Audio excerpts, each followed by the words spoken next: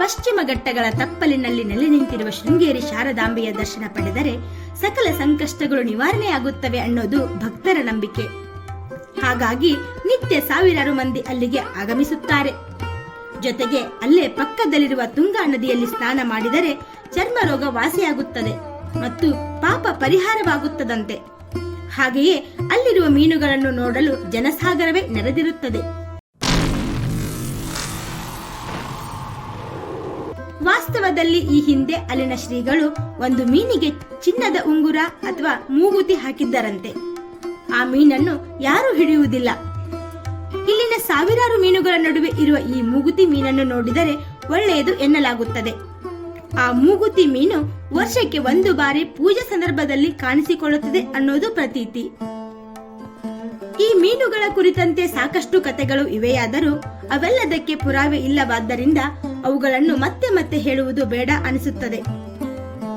ವಾಸ್ತವದಲ್ಲಿ ಇಲ್ಲಿನ ಸಾವಿರಾರು ಮೀನುಗಳನ್ನು ಅಷ್ಟೊಂದು ಹತ್ತಿರದಿಂದ ನೋಡುವುದು ಹಾಗೂ ಅವುಗಳಿಗೆ ಆಹಾರ ನೀಡೋದೇ ಚಂದ.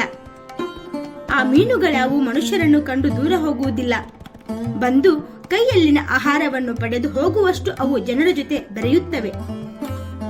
ಕ್ಷೇತ್ರಕ್ಕೆ ಆಗಮಿಸುವ ಭಕ್ತರು ವಿದ್ಯಾದಿ ದೇವತೆ ಶ್ರೀ ಶಾರದಾಂಬೆಯ ದರ್ಶನ ಮತ್ತು ಜಗದ್ಗುರುಗಳ ಆಶೀರ್ವಾದ ಪಡೆದು ಕೃತಾರ್ಥರಾದರೆ, ಪ್ರವಾಸಿಗರು ಅಲ್ಲಿನ ಅದ್ಭುತ ವಾಸ್ತುಶಿಲ್ಪ, ಪ್ರಕೃತಿ ಸೌಂದರ್ಯ ಹಾಗೂ ತುಂಗಾ ನದಿಯಲ್ಲಿರುವ ಸಹಸ್ರಾರು ಮೀನುಗಳನ್ನು ಕಂಡು ಪುಳಕಿತರಾಗುತ್ತಾರೆ. ಶ್ರೀಮಠದ ಸ್ನಾನಘಟ್ಟದಲ್ಲಿ ಮಾತ್ರ ಕಂಡುಬರುವ ಈ ಮೀನುಗಳು ಪ್ರವಾಸಿಗರನ್ನು ಮನಸೂರೆಗೊಳಿಸುತ್ತವೆ.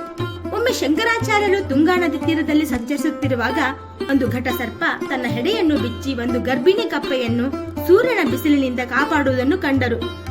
ತನ್ನ ನೈಸರ್ಗಿಕ ವೈರಿಯಾದ ಕಪ್ಪೆಗೆ ಅದು ತೋರುತ್ತಿರುವ ಔದಾರ್ಯವನ್ನು ಕಂಡು ಶಂಕರಾಚಾರ್ಯರಿಗೆ ಶೃಂಗೇರಿ ನಿಜವಾಗಿಯೂ ಒಂದು ವಿಶಿಷ್ಟ ಸ್ಥಳ ಎನಿಸಿತು. ಹೀಗಾಗಿ ಅಲ್ಲೇ ಶಾರದಾ ಮಾತೆಯನ್ನು ಪ್ರತಿಷ್ಠಾಪಿಸಿದರು ಎನ್ನಲಾಗುತ್ತದೆ. ಆದಿಶಂಕರಾಚಾರ್ಯರು ಸ್ಥಾಪಿಸಿದಂತ ಈ ಪುಣ್ಯಕ್ಷೇತ್ರವು ಯಜುರ್ವೇದ ಪೀಠವಾಗಿದೆ. 12 ವರ್ಷಗಳನ್ನು ಶಂಕರಾಚಾರ್ಯರು ಇಲ್ಲೇ ಕಳೆದಿದ್ದರು. ಇಲ್ಲಿ ಮಕ್ಕಳಿಗೆ ಅಕ್ಷರಾಭ್ಯಾಸ ಮಾಡಿಸಿದರೆ ಜ್ಞಾನಾರ್ಜನೆ ಹೆಚ್ಚುತ್ತದೆ ಎನ್ನಲಾಗುತ್ತದೆ. ಹಾಗಾಗಿ ಹೆಚ್ಚಿನ ಜನರು ತಮ್ಮ ಮಕ್ಕಳನ್ನು ಅಕ್ಷರಾಭ್ಯಾಸಕ್ಕಾಗಿ ಇಲ್ಲಿ ಕರೆತರುತ್ತಾರೆ.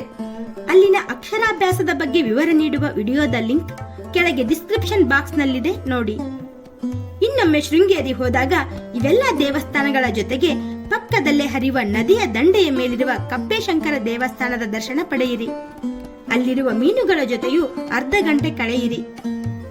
ಮತ್ತೊಂದು ಆಸಕ್ತಿಕರ ಸಂಗತಿಯೊಂದಿಗೆ ಬರುತ್ತೇವೆ. ವಿಡಿಯೋ ಲೈಕ್ ಮಾಡಿ ಹಾಗೂ ಚಾನೆಲ್ ಸಬ್ಸ್ಕ್ರೈಬ್ ಮಾಡುವುದನ್ನು ಮರೆಯಬೇಡಿ.